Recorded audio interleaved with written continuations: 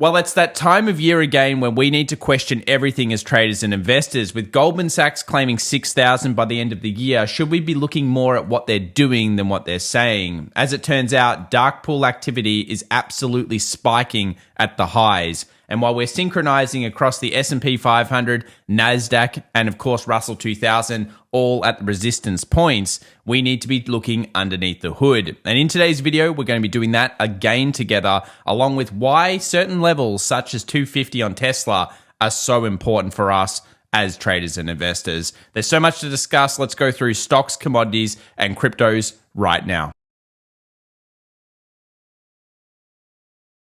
Well, welcome back everybody to the Daily Show, and I've got to say it was a pretty good session over the last 24 hours with some of the moves that we were talking about certainly occurring and Tesla doing everything we wanted and more, getting all the way to 250, which as we know is a massive call wall driven by mostly positive gamma.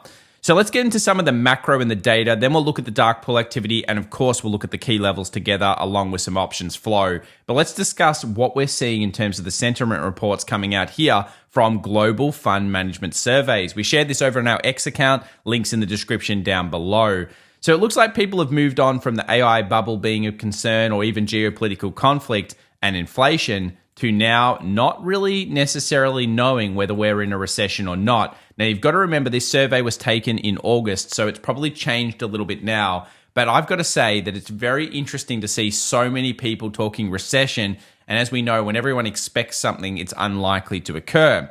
Now, that doesn't mean, though, that there isn't a pullback coming in the worst months of the year, which, of course, are September and October. And I think this is absolutely hilarious. Take a look at this Thursday, September 26th. We have, yes, 6 Federal Reserve speakers all coming out to waffle on about how they're going to use the tools and they're beating inflation and they're looking at the jobs and the dual mandate and all of these things. It's an absolute joke. Why do we need 6 of them in one day? I'll let you guys answer that question down below. Weekly flows from Bank of America show that there are some large flows coming through at the moment. And of course, we cannot ignore the flows specifically into the US stock market from, of course, cash. People are starting to pile in, and this will become a big story as we see inflation probably moderate a little bit here.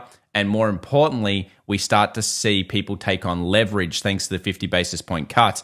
I thought this was a really interesting little bit of a snippet from the, of course, creator of the SARM rule, which basically said that she believes that the SARM rule, which she came up with, has accurately forecast prior recessions, but it doesn't work necessarily in this post-pandemic time. The United States is not going into a recession, even on the verge of one, with GDP being on track to grow around 3% for the second straight quarter. Now, we've talked about the SARM rule here on the channel a few times, and we've debunked it the entirety of that time because, of course, it doesn't seem like the real read towards causing a recession right now. But it's interesting to see even the creator claiming again that no, she doesn't think that it's going to actually cause a recession just yet. Now, of course, we are believers that we're in late cycle, so we've got to be ultra careful in these markets over the next year. But at the same time, we also believe that we're not seeing a recession just yet. So median 2-week returns, we know September second half usually is bad, but in 2024 it hasn't been. And I want to go through the bull and the bear case scenarios right now for what might happen over the next couple of months. More importantly, remember, it's the structure that will set us free. That is, how this market will react probably over the next 1 month will specifically tell us a lot about the next 12 months. And that's why it's so important you watch channels like this one to understand that the market is going to do what it's really wanting to do versus what the news, the media, and everything else is going to tell you to do. So remember, pay attention to what they're actually putting their money behind.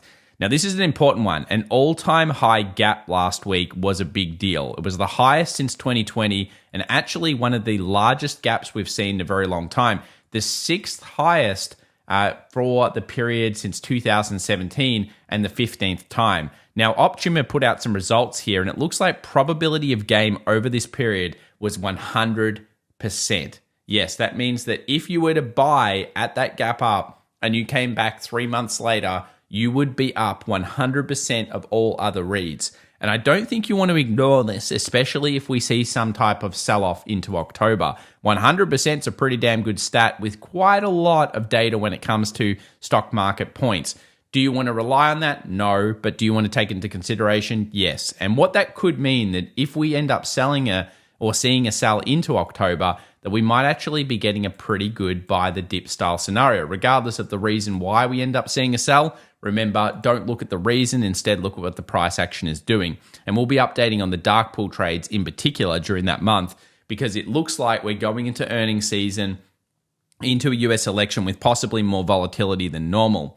Margin debt, as we know, linear margin debt was underneath that level at this stage. And a lot of you were commenting on this chart. And of course, it is a very important chart. People are not heavily leveraged into the markets like you usually see at major tops.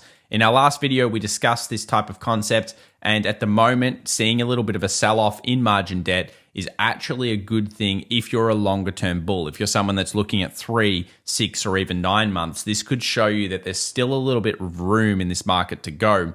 Never forget about margin debt, though. It's very important in these markets. And in fact, a way that we read it here at FX Evolution, a little bit differently to that, is one of the key ways that we understand whether we're at major topping cycles or not. Percentage of S&P 500 stocks outperforming, also on pace for best performance since 2002. Now, if you don't know, 2002 was actually the recovery post-tech bust. So this is a pretty big deal. Breadth is improving in the markets. This is, of course, another bullish sign. And another bullish sign on top of that is, of course, credit card spending.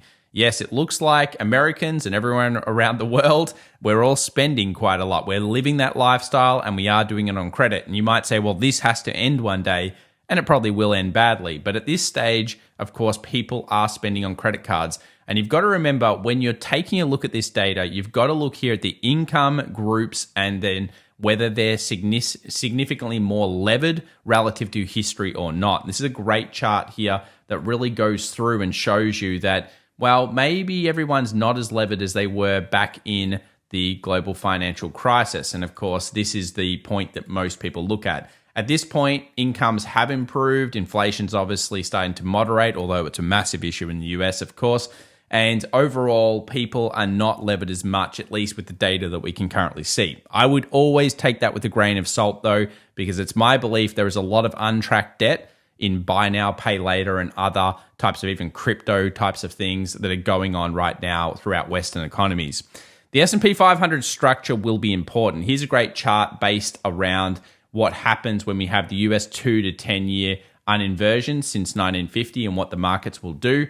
And remember, we're focused on 3 things right now. The US election, which tends to be kind of weak into October, the uninversion of the yield curve, which tends to tell us whether we're going into a recession or not, and of course, also the Federal Reserve cutting by 50 basis points, and whether that's a panic or, more importantly, whether that's actually a structure to drive growth into the next 12 months. Well, as we know, average without recession, as we see here, generally drives higher over the next 1.5 months. And this is a pretty important factor because even when we have already in a recession, or if recession within 12 months, often we'll sell around here and then we'll find structure up, and then we start to see, significant weakness coming through, as we can see on this particular chart. So structure will be important. We'll be, of course, following along with this. And at this point in time, we believe that there could still be a little bit of a pullback here into the back of September into early October, followed by, ideally, if you're a bull, a fairly nice rip into the end of the year. Maybe Goldman Sachs will be kind of on the money with their 6,000 call. That's pretty high. Of course, that would mean that markets are really feeling this 50 basis point cut. Now, why could Goldman be coming out and saying those levels? Well, maybe they're trying to sell into us. The other thing is S&P 500 bull markets tend to last a little bit more. So, of course, 31 is on average what we expect. We're not even close to that. That would put us into middle of 2025 if we're going to go the average bull market in terms of length. We've been talking about that, of course, for months and months here on the channel. Also, Grant Hawkridge's chart here showing the weight of evidence scorecard. A lot of overall bullish reads. Obviously, a couple of poor reads here. I would argue liquidity is probably on the improve, frankly. We've put that on the charts a few times here, but he's absolutely spot on. Seasonality and cyclical theory would have you feeling quite bearish, especially at these highs and especially with the big transactions we're about to look at. Cumulative Fed cuts, this will be important to watch. We've already gone through that several times, but I want to put it in. And obviously, expect the unexpected in October. It's one of those months, In fact, in election years, 63% of the time we've seen highs in the VIX. I don't think we're going to see anywhere near the high in the VIX because that was definitely in August with that 65 plus. Well, most likely anyway. But over here, we can see that we generally do see volatility spike up. Jason Gopfert also shared some interesting charts here about people covering their VIX shorts. We'll talk more about that in the next video. But this is what we want to discuss right now. We're at resistances across the board, whether it be the S&P 500, gold, silver, the NASDAQ, the Russell 2000. They're all at highs with other markets actually breaking out. And we've seen large trades on semiconductors right at that resistance gap fill. We've also seen large trades on the Qs. These all happened last Friday that we already reported on. And of course here with the S&P 500. But what might surprise you is it looks like there are massive trades coming through the financials. Have a look here at Visa. Huge trades coming through at this resistance high. Are they buys or are they sells? Well, time will tell. JP Morgan also getting a monster amount of trades, the second largest that we've seen in the last 2 years. And then we go over to things like China markets, which are starting to get what I would only argue are dark pool buys. It looks like people are starting to transact on that.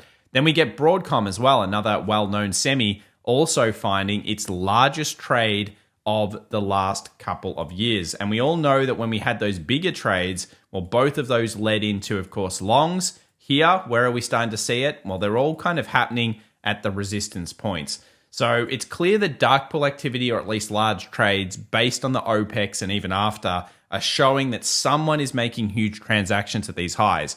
And it means that you want to be cautious as a technical trader or even an investor to say, well, should we be really waiting for further breakouts? Should we be just taking a chill pill, getting rid of the FOMO here, coming from the abundance mindset that we talk about on this channel? Here are the moves in terms of the sectors. Not much to really report there over the last 24 hours. But as we've suspected, things like metals and energy stocks have been doing better post-cut, which is, of course, contrary to what most people would believe. But guess what? We saw it in the price action. We saw China starting to ramp up. We also saw copper breaking out. And, of course, we've seen what we think is possibly a temporary bottom for energy. Guess what? All of those happened against what most people would be telling you is common sense. And that's because markets will often price in before the event itself. Let's have a look at the S&P 500 just to give you an idea of how big the volume totals are. If you're looking at the volume, you would have seen that huge spike. And you can see here total 5.1 billion, 2.6, so double the average here, yet it's still quite a small candle. And what that's telling you is there's a lot of trade volume that's gone through up the top here. Now, if you know anything, you would know that these could be an island reversal. Why? Because we have a gap up. What happens if we get a gap down? This will be one of the discussion points over the next kind of week. And specifically, I think if we do see shorts, the first level for buyers is going to be around that 56.06 to 56.20 zone. And we'll notice that in the options flow as well. If we get underneath there, next level is probably somewhere around 5,500. Now, we are seeing signs of exhaustion as well. So exhaustion is coming into this market. Yes, it's still bullish. Yes, if you came back in 3 months, the stats would say that you're probably going to be up. And that's fine because the trend is generally up in markets and we are still overall data statistically wise bullish on these markets. But there's a real chance that they could see a little bit of temporary weakness. And of course, we've lined out here the two major levels that we think the markets could come back down to. Let's now take a look at the options flow then to get an understanding. Why are we facing this problem? Well, you'll notice that we've got 5,700 being a massive positive gamma kind of level. And I mean a lot of calls. There are calls all over 5,700 for most of the week. And we've talked about this already. 5,700 to 5,750 is where we have this overwhelming amount of calls into the end of the week. And around 5650-ish zone is where we start to see put walls. So the market makers may want to actually keep it underneath these prices. And you'll notice that because we've hit so many of these resistance points, unless we go through these key levels and start that real positive gamma flow, we're going to have some problems getting through. So that's going to be one of the first things we look at. Let's now check out NVIDIA as well. And you'll notice here, NVIDIA, again, 120 is the major level. That really hasn't changed. 110 being kind of like where the put support's at. But more importantly, check out Tesla here. Now, we've talked about 250. In fact, we did a live stream together on Monday. Thanks so much for everyone that attended that. And as we discussed during the stream, we believed there was a good chance the market would hit 250 during the session based on the positive gamma and the gravitation towards the key level. Now, of course, if Tesla can get through 250, then 260 and even 270, which you'll notice over here become super open. And at the moment, yes, it's in a positive gamma style environment, but this is a big call wall. And it's another one of these synchronizations that we're seeing on the markets. Resistances across the board. So let's jump into the charts and take a look at some of these big ones. So we mentioned before that we saw big banks starting to find some sells, or what we suspect are sells. Why could that be? Well, look where we are. Now, the two big trades that we had were one on JP Morgan, which could be argued to be a buy, but of course it is at around this daily 20 moving average. And then another one on Visa, which we've seen a lot of trades at. So if the markets, of course, rip to a new high, well, that's going to be very, very bullish because you can see how many trades have gone through here, most likely in accumulation. But these are the key points that you want to watch and you want to pay attention to. Regional banks also finding some resistance here at the highs and finding, of course, some sells across the board. Let's move over to the US dollar. Now, we've talked about this one being kind of like stabilizing or even partially bullish from a day trade perspective. There is a replicable trade here towards the long, and so far it's been holding up. It's a bit slower than I'd expect. Usually, if you were buying these bull kind of levels down here, you'd already expect this thing to be really pushing the 101. So I think for a lot of people, it's going to be break even at this point in terms of the trade. It is a counter trade. They are much harder, but we do know that this is such a pivotal zone here for the US dollar. And when we take a look, it's that daily 20 moving average that you'll want to be paying attention to. Why? Well, it's been respecting it the whole way down. So that's actually a very important replication kind of level. Now, speaking of replication, this one straight out of our day trading masterclass, absolute banger. Love copper right now. Of course, we have been bullish on this when others have been hating on it. And it just shows you again, don't look into the narrative, follow the flow. Why would you not follow the flow? And the flow has been bullish and it's at 440. We're of course thinking this could go towards 455, 460. And we've been kind of consistent on that pretty much for the last couple of days. So far, so good. Now, another thing, I always love looking at technical analysis from the perspective of when you nail levels. So, of course, we see here that gold has come up to this key level. We spoke about it in our live stream. We've talked about it here. Obviously, we still think there's room left in gold when you're looking at the broader picture.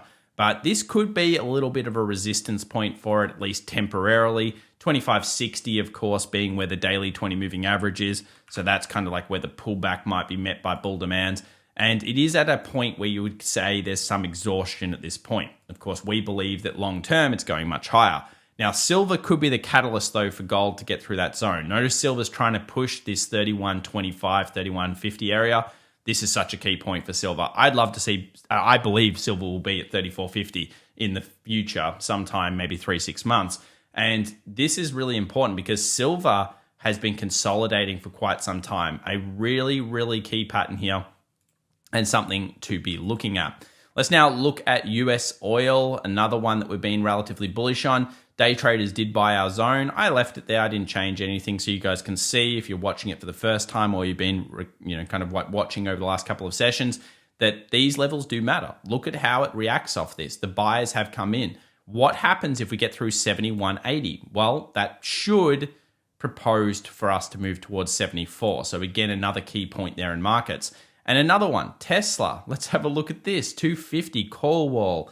Big important level. Of course, the inverse head and shoulders that many people have talked about, that's still playing out. 280 would be the major there. And we know we're in positive gamma. Do I think this is a key resistance?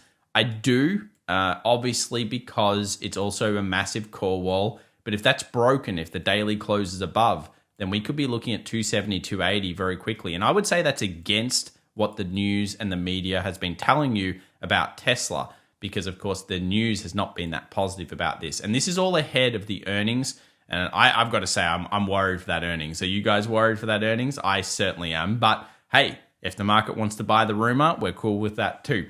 Semiconductors, again, gap fill. This was kind of our read that we got through with NVDA and doing the semis. Of course, NVIDIA is just consolidating. Semis are actually at the resistance. And of course, they'll need to break through that. Now let's move to the major indices though. We'll start off here with the Hang Seng. And again, this is if you've been watching this channel for 3 to 5 months to 6 months to years, you would know, and I've been talking about this a little bit in today's video, don't follow the narratives. Look at this. Look at the absolute short squeeze, just punishment that people are getting punished on the HSI towards shorting it. This is why you've got to really have your replication systems in, and you've got to believe in your systems. We've been talking about this HSI against all odds and against all articles for a little while. Of course, China coming out today and basically cutting even more to do with their, I would say it's a disaster what they're doing, but who cares really when you're looking at the trade? Because of course they basically said, hey, we'll let you borrow more money and we won't really check it as much. So yes, they're trying to stimulate the economy, and we've talked about the China put on the markets for a while. Look at it go. And the thing about China markets is when they start ramping, like we saw over here, they tend to squeeze and squeeze and squeeze. This is now 1, 2, 3, 4, 5, 6, 7, 8, 9. So now it'll hit the major news articles and people will talk about it. 9 candles up in a row, absolute behemoth at this point, and it's breaking out. And maybe it's set towards 20,000. So let's move over here to the Aussie 200. Obviously, you'll need iron ore to show improvement here, and the banks will need to not be selling off. But we're still at highs, and we'll see whether the Aussie market can hold its first support at 8,100. We'll cover that more in detail soon. US 30. Now, I bought in the Dow again just to show you how many markets are overbought. We got an overbuy on the US 30 for the temporary point here. Very strong thrust move, obviously bullish over the medium term, but again, short term seeing some weakness. Then we have the Russell 2000. Can we fall down to like a 2150 here for the Russell before finding buys? Again, exhaustion at the peak. We breach this level. Okay, cool. Then we can talk 2400. But at the moment, it's exhaustion at the peak. Let's look at the NASDAQ. Again, some exhaustion at the peak. Will we break through? Well, there is still the possibility of this occurring in October, like a breach through, then it comes back down. There's also the sell here that could buy off this point or even buy off this point. Again, couple of scenarios here. This is just where I think I would be ultra cautious as traders. And maybe even if you're a bear, you could be looking at that and saying, that looks pretty good. Now let's move over to Bitcoin. So Bitcoin is, it's a very interesting one. 64.5 got hit. Perfect. So, of course, this is exactly where we expect resistance. We clear this level in the future. Very bullish, 68K, we believe. Now, one of the viewers out there was talking about something I've talked about. Well, I've seen it before. And that's, of course, the giant cup and handle.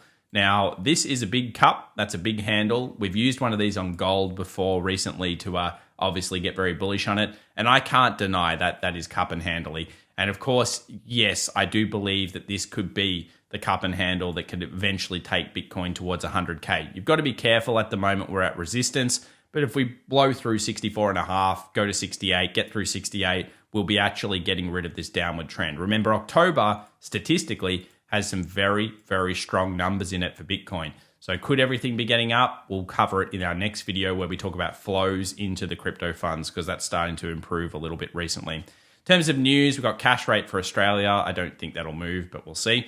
They might give some guidance on the future. We've got inflation for Australia, which will be an important figure tonight. And then for the Americas, obviously we do have here some GDP numbers. No one cares. And Fed Chair Powell and every other FOMC member you've ever heard of in your life is coming out to have a good chat and tell us how well they've been running the economy. Then core PCE comes out on Friday, which is, of course, one of the Fed's major numbers.